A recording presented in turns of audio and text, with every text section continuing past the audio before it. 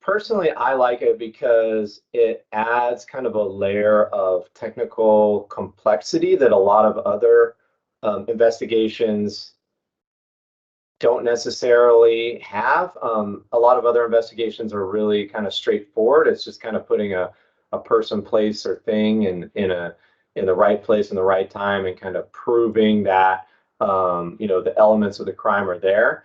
Whereas I've always said this to anybody who wants to get interested in being a cybercrime investigator.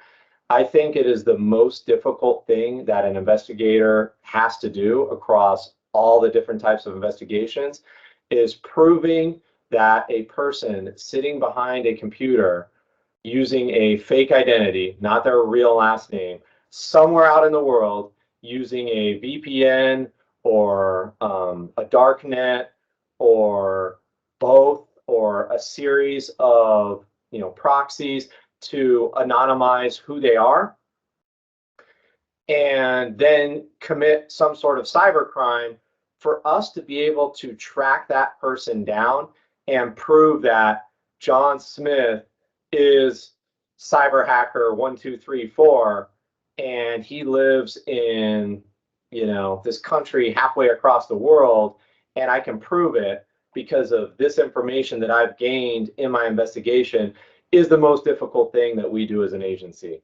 I believe that's my personal opinion. I think that nowadays there's so much news in having to deal with cybercrime in general. So it may be a ransomware pipeline attack that we had recently, or Microsoft Exchange, or SolarWinds, or all these types of things now that your average citizen kind of understands that. So if I tell them, hey, I work at Cybercrime Center and I investigate cyber criminals and hackers and these types of things, they can immediately relate to it. Whereas, 10 years or so ago, that may not have been the case. So, I have neighbors and friends are like, hey, I just saw this was out in the media.